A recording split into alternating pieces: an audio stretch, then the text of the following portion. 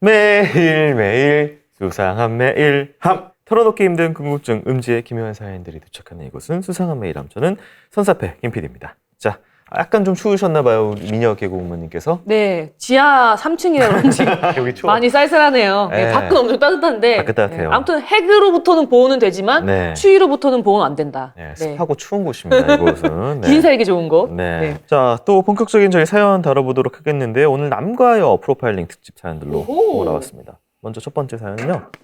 한 커뮤니티에 올라온 내용입니다. 안녕하세요. 제가 이렇게 글을 남기게 된 건 지금 제 감정이 너무 복잡해서 다른 분들의 생각이 듣고 싶어졌습니다. 저에게는 남자친구가 있어요. 정말 잘생긴 사람이에요. 저에게는 너무 과분할 정도로요. 우린 연애 초반부터 성적인 얘기를 꽤 솔직하게 나눴습니다. 그땐 그냥 성격이 맞는가 보다. 성인끼리 뭐 솔직한 것도 괜찮지 생각했어요. 솔직히 저도 그 대화를 즐기고 있었고요. 그런데 만나고 며칠이 지나면서부터 뭔가 이상했습니다. 관계를 맺을 때마다 하나씩 새로운 걸 요구하기 시작했어요. 점점 수위가 높아지더니 어느 날 나는 진짜 널 진짜 사랑해. 그러니까 여태 만난 사람들과는 다른 것 같아. 그래서 말인데 이번 좀 특별한 거 좀 한번 해볼까? 이거 사랑이니까 가능한 거야. 이 상훈이 커플 알지? 걔네랑 이렇게 바꿔서 어때? 흥분되지 않아? 상상만 해도? 잘한다 연기를. 정말 상상도 못한 일이었습니다. 상대 커플과 짝을 받고 성관계를 하자고 한 거예요. 그것도 자기가 허락한 상황에서만, 자기가 보는 앞에서만 가능하다고요. 내가 다른 사람이랑 하는 걸 보면서도 괜찮다고? 그게 사랑이야? 오히려 안 되는 상황이니까 더 짜릿하잖아. 그 긴장감 있잖아. 그거 막 흥분되지 않아? 처음에는 내가 너무 부수적인 건가 싶었습니다. 사랑하면 이해를 해야 되는 건가? 그런 생각도 했고요. 그 사람 욕구 한두 개쯤은 받아줄 수 있다고 생각을 했는데 이번엔 너무 힘들어요. 사랑은 서로의 마음을 나누는 거라고 믿었는데 이건 제 마음이 찢어지는 기분입니다. 이런 성적 취향도 사랑이라면 존중해야 되는 걸까요? 아니면 누군가의 욕망 때문에 내 감정을 파괴하는 건 사랑이 아닌 걸까요? 네. 그 스와핑이라고 하는 건 이제 부부 사이는 많이 알려졌는데 커플인데 이걸 요구해가지고 당시에 막 너무 고민이셨다라는 글 관련돼서 저기 좀 다뤄보겠습니다. 고민이고 뭐가 없이 네. 이건 강간입니다, 강간. 이런 거죠. 그냥 그 여성을 노리고 연인인 척 접근해갖고 우연적인 걸 이렇게 해갖고 딱 해서 걸어버립니다. 말하자면 우린 사랑하는 사이야. 가스라이팅을 걸어버리는 거예요. 그 다음에 이제 작업을 치는 거죠. 야, 우리 요런 자세로 한번 성관계 해볼까? 아니면 이렇게 해볼까? 근데 그걸 다 찍어갖고 팔아버리는 거예요. 그리고 나서 우린 마음에 안 맞는 것 같다. 헤어져. 그건 이미 팔려버렸고. 근데 지금 이분들이 만난 게 얼마나 되나요? 며칠 지나고 나잖아요. 만나고 나서 며칠이 지나고 나서부터 그 얘기를 했다는 거잖아요. 그러니까 이게 뭐 몇 달이나 몇이 된 게 아니에요. 네네. 실제로 보면은 여기서 뭐 얘기되는 건 길어야 한 달이에요. 그럼 진짜 실제로 노리고 만났다는 게 다분하네요. 뭐 클럽이나 아니면 이런 데서 만났을 수도 있고. 그러니까 실제로 이런 형태의 본인이 불편하다. 그럼 이거는 절대 아닌 거예요. 그러니까 이 사연자 당사자가 또 자기도 좋아 그러면 얘기될 거 없어요. 뭐 지가 뭘 하든. 그런데 이건 일종의 강요잖아요. 가스라이팅에 의한 강요잖아요. 그건 아니죠. 그거는 사실 범죄입니다. 그리고 만약에 그게 동영상으로 남겨져 갖고 유통이 된다고 생각해 보세요. 그런 것까지 생각하면은 사실은 이거는 심각한 문제가 돼요. 이 상황이랑 좀 결부될 수도 있는데 제가 이게 어떤 영화에서 본 것 같은데 어떤 여자를 데리고 건드리진 않아. 근데 딴 사람이랑 관계하는 걸 보는 거야 그냥 자기가. 나쁜 남자처럼? 보는 거야 그냥. 간음증. 네. 이런 게 성향 같은 것들이 있는 건가요 그러면은? 간음증 성향도 네. 있죠. 네. 간음 성향 있어요. 네. 그것도 자신의 취향이에요. 근데 그 취향을 남한테 강요하면 안 되지. 그리고 그 취향이라는 것도 일정 정도 관계가 된 상태에서 서로 간에 뭘가 있을 수 있으면 있는 거지. 네. 이렇게 뭐 갑자기 만나갖고 실제로 이 남자가 그런 의도가 범죄 의도가 없다 하더라도 너무 급하고 그렇다. 네. 하여튼 뭐 이게 천천히 동의하에 하나하나 이제 할 수 있는 선까지 내가 허락하는 선까지만 가는 것이 안전한 그런 관계다라고 정의할 수 있겠습니다. 뭔가 좀 들어가기 전에 이번 주에도 최근에 좀 이 넷플릭스 다큐멘터리가 유명하더라고요. 그래요? 이게 뭐냐면은 2021년 8월에 실제로 벌어진 사건이고 인플루언서로 굉장히 유명한 커플이 있었어요. 네, 이제 피해자는 게비 페티토라는 여성이었고요. 이제 99년생이고 당시 22살이었습니다. 이 사람이 인스타그램 인플루언서고 약혼자라는 브라이언, 이제 빡빡머리 하는 남자가 있어요. 론드리라는 사람. 완벽한 밴 라이프, 밴을 타고 다니는 그 라이프 스타일을 이제 올리면서 이게 유명해진 커플이에요. 좋아요 막 받고 있다가 2021년 7월에 또 밴을 타고 미국으로 횡단 여행을 갔는데 9월에 브라이언, 이 남자가 여자친구 게비 없이 갑자기 혼자 플로리다 집으로 와요. 둘이 갔는데 한 명만 온 거야. 이상하잖아요. 그리고 게비가 실종 신고가 접수가 됩니다. 근데 브라이언이 당연히 그럼 유일한 목격자고 같이 있었으니까 진술을 들어야 되는데 갑자기 연락 끊고 두절 어디론가 사라져버려요. 못 찾으니까 지금 미국 어떻게 아무도 못 찾고 지금 이렇게 행방불명돼서 그 과정에서 이제 게비가 죽었다, 아니면 게비는 어디 사라졌다, 그럼 브라이언은 왜 저렇게 하고 있냐, 브라이언이 범인이니까 뭐 쭉 해서 막 한참 막 문제가 됐었죠. 막 그러다가 보는데 결국은 게비의 시신이 발견된 거죠. 9월에. 그게 하필 거기 놀러 갔던 그 장소로. 와이오밍 국립공원에서 목이 교살된 상태로 발견이 돼요. 그리고 또 문제가 한 달 뒤에 브라이언이 남자친구 유일한 또 용의자기도 하죠. 유해가 또 자연보호구역에서 발견이 돼요. 유해? 네. 유품 그러니까 속에. 말하자면 시체가 전체가 나온 게 아니라 일부만 나온 거죠. 브라이언의 신체 일부요? 유품 속에는 내가 게비를 죽였다라는 자필 메모가 담겨 있었다라는 이게 사건의 개요입니다. 일종의 뭐 자백서 아니면 유서 뭐 이런 얘기도 되지만 뭔지는 모르겠어요. 이게 가지고 있던 거에 그런 거니까. 그래서 이게 이제 계속 흔히 말하는 꼬리에 꼬리를 물고 이제 의문이 드는 거죠. 아니, 누군가가 이 브라이언을 죽이고 브라이언이 한 것처럼 쓴 걸 수도 있잖아요. 그렇죠. 그래서 이제 사연자님께서 어떤 궁금증이 있는지 메일 한번 읽어볼게요. 안녕하세요. 저는 어제 넷플릭스에서 아메리칸 머더 게비 페티토 살인 사건을 보고 메일을 보내봐요. 이 사건은 실시간으로 SNS와 미디어를 통해 다뤄지며 전 세계적으로 큰 관심을 받았잖아요. 보면서도 브라이언 론드리의 행동 패턴과 경찰의 초기 대응이 굉장히 이상하다고 느꼈습니다. 개인적으로 브라이언이 살아있을 수도 있다고 생각해요. 어디론가 숨었다가 해골로 위장해 죽은 척한 건 아닐까 생각도 들어요. 무엇보다도 가정폭력 현장에서 경찰들이 유들유들하게 대응한 것, 그리고 가스라이팅에 시달리던 게비가 오히려 울면서 자기 잘못이라고 말하는 장면이 정말 마음 아팠습니다. 사실 저도 그 감정이 이해가 돼서 더 몰입해서 봤던 것 같아요. 브라이언의 심리 상태가 정말 궁금해요. 충동적인 범죄였을까요? 아니면 통제 욕구나 계획적인 성향이 강했을까요? 경찰의 초기 대응은 왜 그렇게 미흡했을까요? 이 사건이 최근 일인데도 대처가 너무 허술해 보이더라고요. 프로파일러님의 의견이 정말 듣고 싶어요. 몸뚱이가 다 발견된 게 아니기 때문에 이게 아마도 의견도 있고. 궁금한 게 그러니까 여자분의 시체는 온전히 다 발견된 그렇죠. 거고 교살된 채로 발견된 거니까. 남자분만 부분이 발견된 거고. 그렇죠. 그래서 치과 기록 뭐 이렇게 해갖고 DNA 확인해서 뭐 이렇게 뭐 본인데 이제 그 사실은 이 보호구역이라는 게 늪지대 같은 거예요. 확인을 해보니까 그 사람의 론드리의 DNA와 일치했다. 뭐 치과 기록 일치했다. 그러니까 죽은 건 맞는 거 아니냐라고 했는데 지금 이 사연자분이 얘기했다. 그걸 안 믿는 사람이 있는 거야. 그것도 사실은 일부 갖다 놨을 수 있지.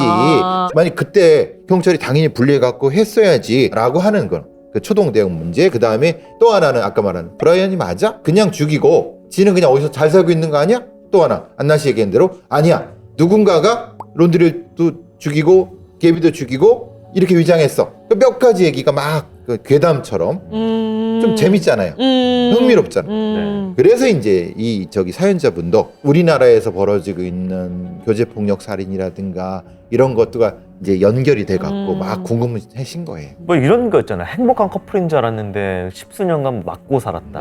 아내로서 막 이런 이야기들도 겹치고 해가지고 특히나 또 이제 미국에서는 데이트 폭력하고 여자 안전 문제 관련돼서 이야기들이 많이 나오고 있다고 해요. 이런 시리즈 좋아하시는 분들이 뭐 보면서 이런저런 이야기도 좀 생각을 해볼 수가 있고 그리고 경각심도 얻을 수가 있고 해가지고 이번에 보시다 궁금해서 한번 저희한테 보내주셨습니다. 자, 다음 메일 한번 확인해 볼게요. 안녕하세요. 저는 최근 남편과 이혼했습니다. 처음엔 단순히 저와 멀어진 줄만 알았던 전 남편은 알고 보니까 2년간 외도 중이었습니다. 결혼 13년 차였고 아이도 있는 상황이었어요. 그 사이 남편은 저와 아이들을 자주 만나지 않았고 저는 외벌이로 직장 생활과 육아를 혼자 감당하며 거의 쓰러질 지경이었습니다. 결국 아무것도 없는 단칸방에 돗자리를 깔고 혼자 나왔고 아이를 데려올 수 있는 여건조차 되지 않았습니다. 남편은 6개월 정도 아이를 돌보다가 결국 아이를 본인의 부모님께 보내버렸고 그 사이 저희는 이혼 도장을 찍었습니다. 전 남편은 아이를 시댁에 맡긴 이후로 한 달에 한 번도 얼굴 보기 힘들 정도로 연락이 없었고 보러 올 때조차 금요일 저녁에 잠깐 들러 얼굴만 본 후 밤새 외출, 다음날 오후 늦게야 잠에서 깨어 아이와 카페를 가거나 책방을 간 후 다시 본인 거주지로 돌아가는 시기였습니다. 저는 그가 여자를 만나는 게 아닐까 의심하고 있었습니다. 이혼 3개월도 안 되는 남편 핸드폰에 안나, 가명이죠, 이라는 이름의 여자로부터 전화가 온 것을 본 적이 있는데 누구야 안나? 그냥 아는 사람이야. 직장 관련. 그때 당황하던 모습이 아직도 기억에 남습니다. 자신의 외도로 가정이 무너졌는데도 죄책감도 반성도 없는 모습, 게다가 아이에 대한 애정조차 없는 태도에 납득되지 않습니다. 긴 이야기를 드렸지만 제가 진심으로 궁금한 것들은 아래 4가지입니다. 첫 번째, 남편 핸드폰에 온 안나라는 사람의 전화의 정체가 궁금합니다. 이게 술집 닉네임인지 업소명인지 전 아무리 생각해도 감이 오지 않네요 라고 왔고요. 두 번째, 저는 작은 장애가 있습니다. 그래서 사람을 새로 만나는 게 더 어렵고 이혼 후 점점 자신감이 작아지고 있습니다. 연애는커녕 저 자신조차도 저 같은 사람을 굳이 만날까 하는 생각이 듭니다. 정말 저도 다시 사랑을 할 수 있을까요? 세 번째, 바람을 피우는 순간 그 사람은 더 이상 내가 알던 사람이 아니다라는 말 정말일까요? 사실 아이와 제 미래를 위해서 가끔 재결합을 떠올리기도 하는데 사람 고쳐 쓰는 게 아니다라는 말이 머릿속을 떠나지 않습니다. 마지막 4번째, 이혼 후 만난 남자들이 이상합니다. 어떤 남자는 제가 먼저 좋아했는데 관계를 맺고 나니까 바로 연락이 끊겼고, 또 어떤 남자는 알고 보니까 유부남. 이런 사람들과 전 남편의 외도까지 겹쳐서 이성에 대한 신뢰가 무너졌으면서 한편으로는 결혼 생활을 오래 했던 기억 때문에 다시 누군가에 기대고 싶은 마음도 있습니다. 지금은 퇴근하고 집에 가는 길마다 눈물이 납니다. 집에서는 밥 먹고 술 마시고 울다가 잠드는 날이 반복됩니다. 이런 상황 극복될 수 있을까요? 라고 이렇게 고민 사연이 왔습니다. 결혼을 어린 나이에 한 거죠. 네네네. 이 사실 그 결혼 어린 나이에 한 분들이 이런 형태로 상당히 정신적 충격이 있죠. 왜냐하면 어느 정도까지의 인간적인 성숙이나 이런 것이 돼 있는 후에 결혼한 게 아니라 굉장히 어린 나이에 결혼을 하게 되면은 남편한테 의존할 수밖에 없고, 그러니까 그런 후에 애를 가진 거잖아요. 실제로 그런 상태라고 하면은 남편의 외도는 사실은 꽤 오래됐을 가능성이 높고, 본인이 확인한 거는 2년 정도 이렇게 얘기를 하지만은 네. 저는 더 있을 거라고 봐요. 근데 이분이 뭐라고 하세요? 계속. 재결합이요? 그렇죠. 그러니까 남편의 진짜 모습을 못 본 거예요. 밑바닥을 못 보는 예. 그러니까 계속 미련이 남는 것 같아요, 이분이. 근데 진짜 교수님 말씀이 맞는 게 좀 나이를 먹고 내 삶을 좀 만들어 놓은 다음에 결혼을 한 거랑 20대 좀 일찍 결혼하셨으면 아무것도 지금 만들어지지 않은 상태니까 재결합을 생각을 계속 날 수밖에 없을 것 같아요. 힘든 상태니까. 네. 내 인프라가 아무것도 없는데. 지금 이혼한 지 얼마 안 됐잖아요. 심리적으로 많이 안 좋은 상태에서 만나는 놈들은 다 비슷한 놈들입니다. 그러니까 그 성관계만 요구하는 놈부터 시작해서 어느 정도까지는 쓰레기들만 만날 수밖에 없어요. 왜냐하면 네. 눈에 보이는 상태가 지금 불안한 상태이기 때문에 조금 시간을 가지셔야 돼요. 근데 이분은 너무 어린 나이에 결혼을 했고 이혼했고 그 다음 상태에서 불안한 상태에서 남자에 의지하는 상태에서 사람을 만나니까 이런 계속 안 좋은 상황이 되니까 그거는 명확히, 그러니까 지금 이분의 상태를 반영하는 거죠. 네. 근데 솔직히 좀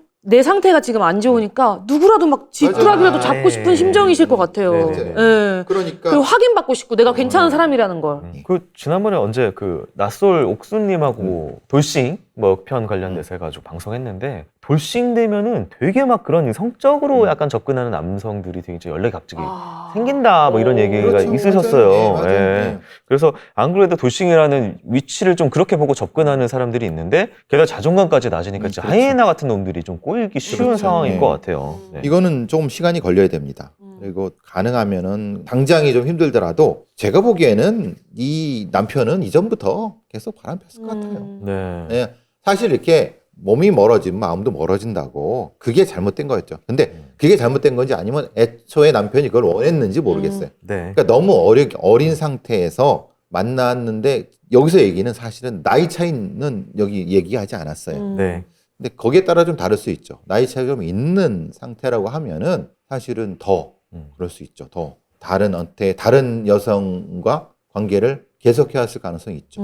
그리고 이제 대충 보면 일주일에 한 번 데리고 가는 뭐 그런 건가 봐요. 엄마가 키우고 아빠는 잠깐 데리고 가는 건데 데리고 가도 맡겨놓고 자기는 나갔다 오고 그렇죠. 이런 거 보니까 관심이 없어요. 그냥. 관심 이 없고. 애한테도 관심이 없는 것 같아. 네. 근데 이제 그런 상태에서 애도 역시 상처를 받겠지만은 네. 여기서 명확히 하셔야 될 거는 이런 거예요. 이분이 아이한테 미안함 때문에 본인의 인생을 뭐 아이를 위해 살아야 된다 이런 본인이 다 뒤집어 쓴다는 생각 절대 하지 마세요. 그러면 더 불행해집니다. 그 아이도 불행해지. 그럼 본인의 화를 누구한테 풀겠습니까? 스트레스를. 애한테. 아이한테 가는 거예요. 그러니까 지금 스스로 서야 되는 이 시간을 놓치는 거. 그 부분을 좀 걱정스러워해 것 같아요. 네, 그러니까 이게 모든 관계가 마찬가지인 것 같은데요. 상대에게 내가 지금 뭐가 필요하니까 이성이 필요하다고 생각하면은 그 사람에게 그걸 뒤집어 쓰여서 기대하게 되고 실망하게 되고 그리고 나중에 자기 이 관계도 흐트러지고, 그러니까 정말 좋은 사람이 만나서 함께하고 싶어서 결혼을 하면 몰라도 내가 지금 힘드니까 누군가 필요해서 맞아요. 오면은 네. 분명히 막 나중에 사달이 그럼요. 납니다. 맞아. 날파리들만 만나게 돼요. 그렇죠. 그거를 빌미로 더 많은 걸 요구를 할 수도 있으니까. 예. 네, 하여튼 좀 힘드시겠지만 이런 말이 도움이 될지 모르겠지만 이 힘든 시절 좀 잘 좀 현명하게 또 지나가시리라고 네, 기대합니다. 아직 그 나이는 젊어요. 젊으신 분이에요. 오, 네. 그럼요. 네. 나 같으면 죽으라고. 50대. 아니 우리 한참 밑에 있는 PD들 나이에요 그러니까. 지금. 네. 그냥 지금 본인의 그 나이 또래 평균을 생각하면은 한참입니다. 네. 살아오면 걸 만큼 살 수 있어요. 전혀 그런 부분은 뭐 더 살아갈 수 있냐, 뭐 할 수 있냐, 뭐 이런 걱정하지 마세요. 본인의 삶을 조금 집중하도록 조금만. 그때는 뭔가든 바뀔 수 있습니다. 그러면 오늘 마지막 메일 한번 살펴볼게요. 안녕하세요. 저는 30대 초중반에 걸쳐 있는 여성입니다. 현재 30대 중후반 남자친구와 1년 넘게 연애 중이에요. 비혼주의자였던 저는 지금 남자친구를 만나면서 이런 다정하고 재밌는 사람이면 결혼해도 괜찮겠다라는 생각을 처음 하게 되었습니다. 그런데 결혼을 좀 더 구체적으로 생각하게 되면서 자꾸만 자잘한 것들이 거슬리기 시작했어요. 1번, 나는 한국 드라마, 영화 안 좋아해. 저는 넷플릭스에 올라오는 한국 드라마, 영화는 거의 다 챙겨볼 정도로 드라마와 영화를 정말 좋아합니다. 그래서 이번에 그 넷플릭스에 올라온 그 드라마 봤어? 너무 재밌어. 나 한 번에 다 봤잖아. 나 한국 드라마 안 봐. 좀 오글거려. 나 외국 드라마가 훨씬 나. 그런데 말이에요. 자막 없이 외국어 드라마나 영화를 볼 정도로 외국어가 능통하지가 않아요. 근데 이런 얘기를 반복하니까 솔직히 좀 의아합니다. 허세. 두 번째, 역사관의 차이. 저는 교과서에서 배운 역사 내용을 바탕으로 이해하고 얘기를 하는 편인데요. 남자친구는 그거는 교과서에서만 나오는 거고 다른 관점에서는 뭐 좀 다르게 해석돼 전혀. 뭐 그 책 있지. 내가 이거 써줄 테니까 이거 한번 읽어봐. 완전 다르게 써 있어. 너는 그렇게 생각해라. 나는 내 방식대로 이해할게. 하고 넘겼지만 결혼을 생각하니까 걱정이 좀 됩니다. 혹시 결혼하게 되면 아기도 낳게 될 거고 역사관 차이는 곧 교육 방식의 차이로 이어질 수밖에 없고 그건 결국 육아관까지 영향을 미칠 테니까요. 연애하는 동안에는 정말 다정하고 재미있는 사람이어서 행복한 연애를 하고 있다고 생각했는데 결혼을 앞두고는 여러 가지 마음에 걸립니다. 내가 이 사람과 정말 결혼을 약속해도 괜찮은 걸까? 하는 걱정이 요즘 많이 들어요. 사실 이런 얘기는 친구나 가족한테도 해본 적이 없는 고민이라 용기 내요. 크라임에 사연 보내봅니다. 근데 남자친구가 누가 봐도 허세가 있네요. 네. 허세에다가 소위 말하는 꼰대 기질도 있고 왜 그러냐? 있어 보이니까. 그러니까 소위 말하는 약간 지식인인 약간의 그물을 좀 풍기고 싶어하는 거거든요. 그런 애들이 있거든요. 네네. 아마 그런 것 같아요. 나이 차이가 한 뭐 5살 가량 차이 나시는 것 같아요. 대충 보면은 남자가 더 많고. 뭐 남의 연애에 대해서 왈가왈부하면 네. 안 되지만 사실은 결혼하면 거슬릴 일만 남았거든요. 네, 맞아요. 근데 결혼 전에도 지금 거슬리고 있다는 거는 이게 누가 말씀하시잖아요.